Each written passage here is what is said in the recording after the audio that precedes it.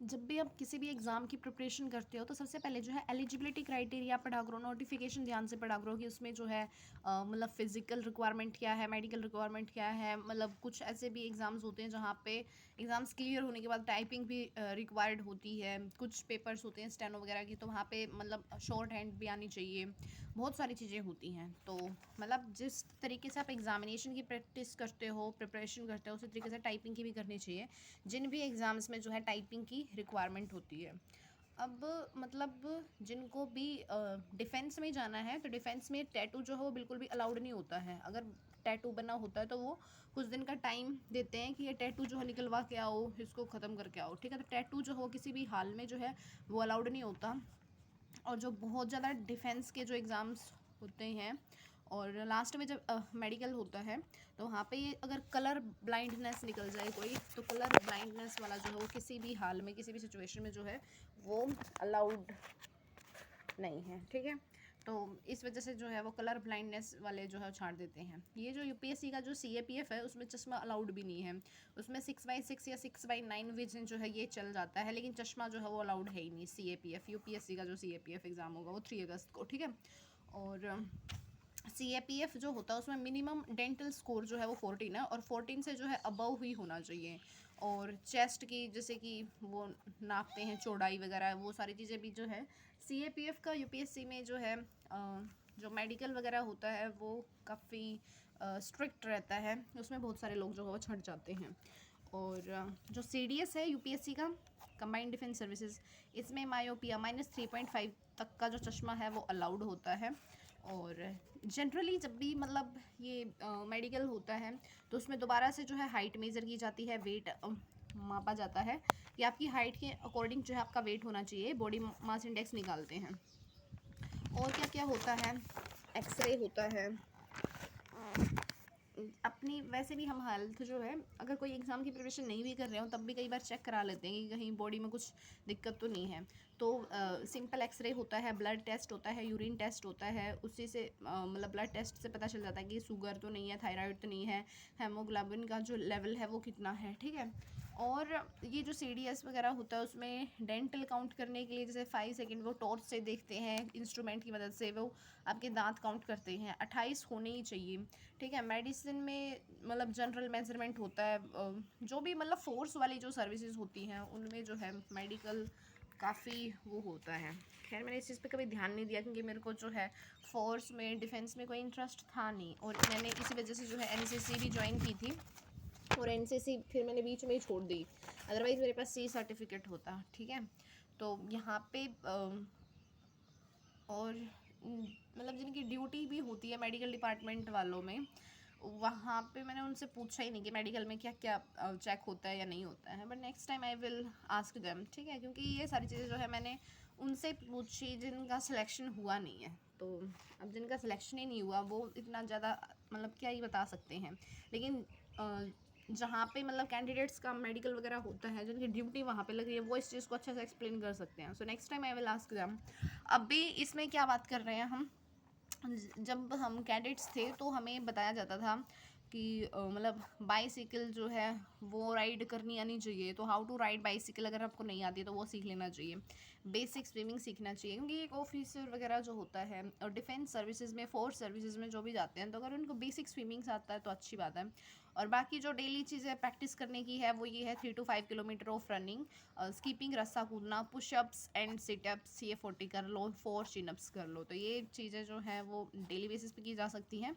और साइकिल चलाना, स्विमिंग करना ये सभी आती हैं तो अच्छी बात है, ठीक है। उसके बाद जो नेक्स्ट है वो आपकी जैसे कि हर एक जो भी डिफेंस का एग्ज़ाम होता है, फोर्स वाला एग्ज़ाम जो होता है उसमें अलग अलग एग्ज़ाम्स में हाइट अकॉर्डिंग टू दैम अलग अलग होना चाहिए, वेट, ठीक है। और बाकी जो है अपने हाथ चेक करो, हाथ जो है वो टेढ़ा तो नहीं है, क्योंकि हाथ के बीच में जो एंगल वगैरह बनता है उसको आप ठीक नहीं कर सकते।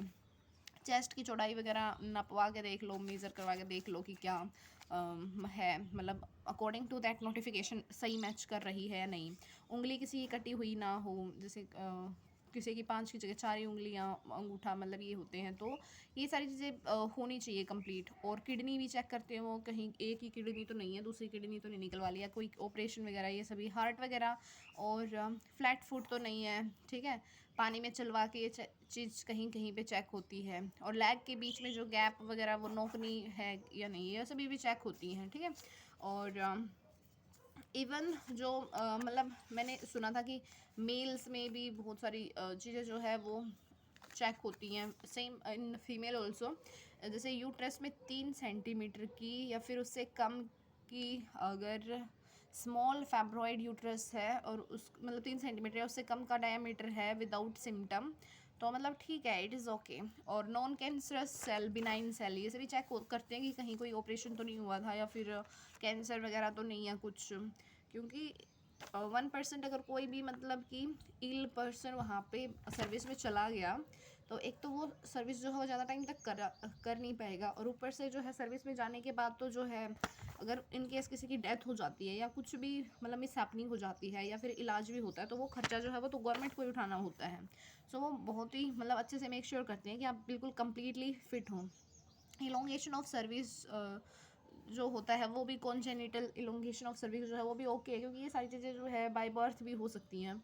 तो मतलब कि ये है कि बिल्कुल मैंने ये सुना है कि बिल्कुल नेक करके जो है वो सारी चीज़ जो है वो चेक होती हैं, जो बहुत ही ज़्यादा मतलब हाई लेवल के डिफेंस वाले जो होते हैं मेडिकल वगैरह, तो उसमें सारी चीज़ें चेक होती हैं, नो डाउट उसमें। और क्या बोलते हैं, अब हम बात करते हैं कि यूपीएससी जो है उसमें यूपीएससी में जो टेक्निकल सर्विसेज होती हैं जैसे कि आईपीएस, आईआरटीएस और आरपीएफ, ये जो है ना यूपीएससी में टेक्निकल सर्विसेज जो सिविल सर्विसेज एग्जामिनेशन होता है, वैसे तो ये सिविल सर्विसेज एग्जामिनेशन होता है, लेकिन इसमें आईपीएस, आईआरटीएस, आरपीएफ के लिए जो है इन टेक्निकल सर्विसेज के लिए अगर आप अनफिट हो तो फिर जो है आपको ये सर्विसेज अलॉट नहीं होती, क्योंकि इसमें कुछ हाइट का रिक्वायरमेंट होता है, चेस्ट का और आई चेकअप का, ये सारी चीज़ें चेक होती हैं, ठीक है। इसमें माइंड भी होना चाहिए, क्योंकि आपने यूपीएससी सीएससी का एग्ज़ाम क्लियर किया तो ऑब्वियसली आपके पास माइंड था, इंटरव्यू क्लियर किया है, लेकिन फिजिकल फिटनेस भी होनी चाहिए, ठीक है।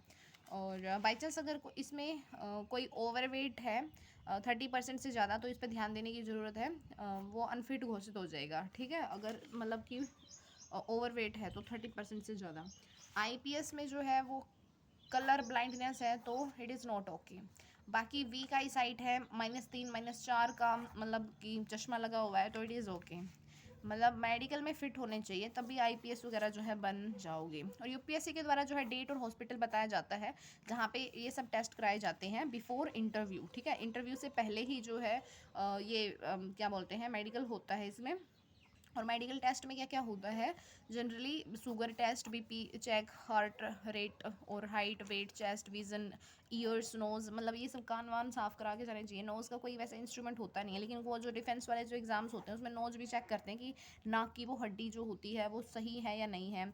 इन्फेक्शन टेस्ट चेक करते हैं इन सभी में, कहीं मतलब नोज़, ईयर, इन सब में कोई इन्फेक्शन वगैरह तो नहीं है। बॉयज़ में, मेल्स में हर्निया टेस्ट वगैरह भी होता है, ठीक है। तो ये सारी चीज़ें होती हैं, मतलब किसी भी एग्ज़ाम में बहुत सारे प्रोसेस होते हैं, और जो हमें सर्विस जो है वो करने के लिए मिलती है उससे पहले ये जो सफ़र होता है वो सभी को जो है इस प्रोसेस से होके गुजरना पड़ता है। तो इसमें बहुत सारे स्ट्रगल्स भी होते हैं और बहुत सारे मज़े भी होते हैं। तो इसमें हम अगर बात करें कि जो सिविल सर्विसेज प्रिलिमिनरी एग्ज़ामिनेशन है, civil services preliminary examination last year ये एग्ज़ाम हुआ था। कब? लास्ट ईयर ये एग्ज़ाम हुआ था 16 जून 2024 को, ठीक है। तो ये जो सबसे पहले पेपर होता है 9:30 AM to 11:30 AM, ये जीएस का पेपर होता है जिसमें कि 100 क्वेश्चन होते हैं, 200 नंबर का होता है, 1/3 की नेगेटिव मार्किंग होती है। फिर उसके बाद जो है बीच में काफ़ी लंबा गैप देते हैं जिसमें हम खा पी भी लेते हैं, बैठ कर रेस्ट भी कर लेते हैं, बहुत सारी बातें भी कर लेते हैं, सब कुछ कर लेते हैं। और इतनी गंदी दोपहर में जो है बिल्कुल लू में जो है सबका माइंड जो है वो ख़राब हो लेता है। फिर वो सी सेट के एग्ज़ाम में जाते हैं 2:30 PM to 4:30 PM में, ठीक है। तो इसमें काफ़ी ख़ास तौर पे ध्यान रखें अपनी हेल्थ का उस दौरान, क्योंकि अगर माइंड वर्क नहीं करता ना। अब मैं ये पेपर देखा ना मैंने कल जीएस का, तो मेरे को लगा कि अरे ये पेपर था, इट वॉज़ वेरी ईजी, ठीक है, बहुत ईजी, बहुत ज़्यादा ईजी। और एग्जामिनेशन हॉल में से जब मैं निकली थी तो मैं ये कह रही थी कि मैंने जो थ्रू आउट द ईयर पूरा साल जो लाइब्रेरी में बैठ के पढ़ा या कहीं पर भी पढ़ा, मेरे को एक सिंगल क्वेश्चन नहीं आ रहा था, मेरे को एक सिंगल क्वेश्चन नहीं दिख रहा था। तो एग्जामिनेशन टाइम पे जो वो हड़बड़ी होती है, जो प्रेशर होता है, कि हम मॉर्निंग में जल्दी उठे, इतनी दूर सेंटर पे पहुँचे जैसे तैसे करके, फिर वहाँ पे बैठ रहे हैं और वहाँ पे बहुत मतलब कि ऐसा मतलब रूम में बैठे हैं जो हमने कभी पहले देखा नहीं था, तो एक अलग ही वो एग्ज़ाम में प्रेशर होता है और हम चीज़ों को रिकॉल नहीं कर पाते, तो पेपर जो है बहुत ही ख़राब हो जाता है कई बार। हमें इस चीज़ से यूज़ टू होना चाहिए, हमें जो है डेली की इतनी स्ट्रगल करने की आदत होनी चाहिए, तब जाके हमारा ये एग्ज़ाम क्लियर होता है। अदरवाइज़ हमारी नॉलेज का टेस्ट नहीं है ये, हम क्या बर्दाश्त कर पा रही हैं उस चीज़ का भी टेस्ट है ये।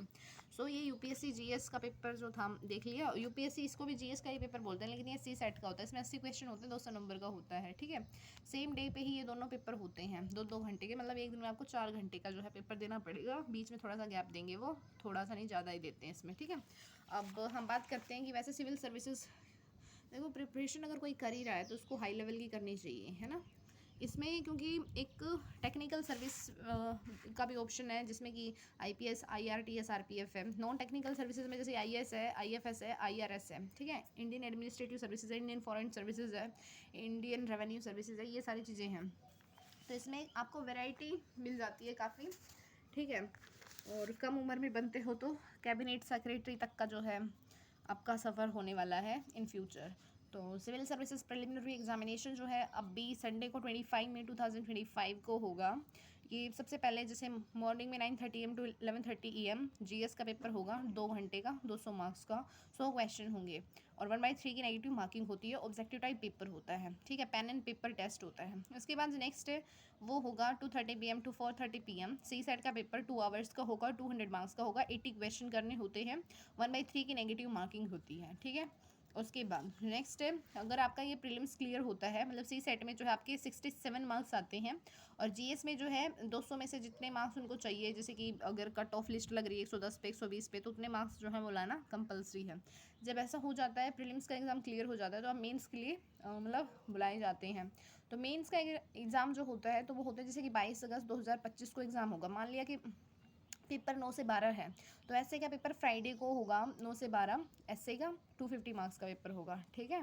उसके बाद जो नेक्स्ट है, नेक्स्ट डे सैटरडे होगा, तो नेक्स्ट डे जो है वो सैटरडे को पेपर होगा मॉर्निंग में GS1 का, फिर मतलब आफ्टरनून में होगा GS2 का पेपर 23 अगस्त को। ये 3 घंटे का पेपर होता है, मतलब एक पेपर को करने के लिए आपको 3 घंटे का टाइम मिलता है, दूसरे पेपर के लिए भी 3 घंटे का टाइम मिलता है, बीच में ब्रेक लेकर। 250 मार्क्स का पेपर होगा ये।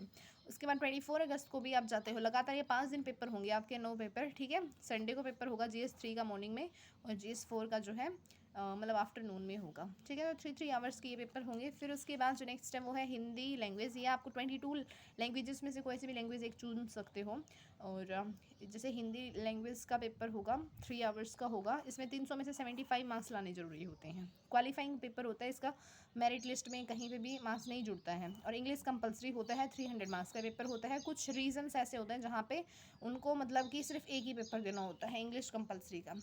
ये जो 22 लैंग्वेजेस हैं इनमें से कोई सा भी पेपर उनको नहीं देना होता है। वो पहाड़ी इलाकों में, वो जो है मणिपुर साइड वाले बच्चे होते हैं, उनको नहीं देना होता, सिर्फ इंग्लिश कंपलसरी देना होता है। फिर आपकी मर्जी होती है कि आपने ऑप्शनल सब्जेक्ट हिस्ट्री चुना है, ज्योग्राफी चुना है, सोशियोलॉजी चुना है, एंथ्रोपोलॉजी चुना है, या फिर कोई और सब्जेक्ट चुना है। तो ट्यूसडे को ये एग्ज़ाम होगा ऑप्शनल का, PSIR 1 जैसे मेरा है, तो ये मॉर्निंग में 250 मार्क्स का, फिर आफ्टरनून में 250 मार्क्स का, ठीक है। तो जब ये एग्ज़ाम क्लियर हो जाता है 1750 मार्क्स का मेंस का पेपर, तो जो है आप इंटरव्यू के लिए बुलाए जाते हो। इंटरव्यू जो है आपके हाथ में होता है, 20 मिनट चलेगा, 30 मिनट चलेगा, 1 घंटा चलेगा या 1.5 घंटा चलेगा। आप जिस तरीके से क्वेश्चंस के आंसर देते हो उस तरीके से आपका इंटरव्यू चलता है, ठीक है। तो ये 275 मार्क्स का होता है टोटल। ये जो पेपर होता है 2025 का होता है, ठीक है। इंटरव्यू से पहले ही ये जो मैंने मेडिकल टेस्ट बताया था, मेडिकल टेस्ट इंटरव्यू से पहले ही हो जाता है, और मेडिकल टेस्ट जो है, फिजिकल टेस्ट, ये सभी हो जाने के बाद जो है आप इंटरव्यू में बुलाए जाते हो। तो इस तरीके से जो है आपका ये पूरा प्रोसेस होता है थ्रू आउट द ईयर। ये जो है पूरा 1 साल इसकी जर्नी ले लेती है। जैसे सिविल सर्विसेज प्रीलिम्स एग्ज़ाम हो रहा है मई में, फिर जो है मेंस एग्ज़ाम हो रहा है अगस्त में, ठीक है। फिर उसके बाद जो है मेडिकल हो रहा है, फिर इंटरव्यू में बुलाए जा रहे हो, फिर उसके बाद जो है मेरिट लिस्ट में नाम आता है, और मेरिट लिस्ट में किसी का नाम आया, किसी का नहीं आया, तो वहाँ से जो है आपको पता चलता है कि क्या रैंक मिली है, क्या पोस्ट मिली है, कौन सी सर्विस मिली है, ठीक है। ये पेपर DAF जो है डिटेल्ड एप्लीकेशन फॉर्म जो है भरते हो जब आप मेंस के टाइम पे, और प्रीलिम्स में ही आप जो है अपने सारे ऑप्शंस वगैरह भर लेते हो। जैसे कि मैंने अभी इस बार IFS अपनी फर्स्ट प्रेफरेंस दिया है, IAS दूसरी प्रेफरेंस दिया है, IPS तीसरी प्रेफरेंस दिया है, और चौथी प्रेफरेंस में गया होगा ये IRS। तो इस तरीके से जो है चीज़ें होती हैं सारी की सारी, ठीक है। कोई भी डाउट हो, कोई भी क्वेरी हो, मेरे से पूछ सकते हो। और बाकी जो है हर एक चीज़ का जब भी आप कोई फॉर्म भरते हो तो सारी की सारी जो भी एलिजिबिलिटी क्राइटेरिया दिया होता है तो नोटिफिकेशन में आता है, उसको बहुत ध्यान से पढ़ें, ठीक है। उसको पढ़ना जो है वो ज़रूरी होता है।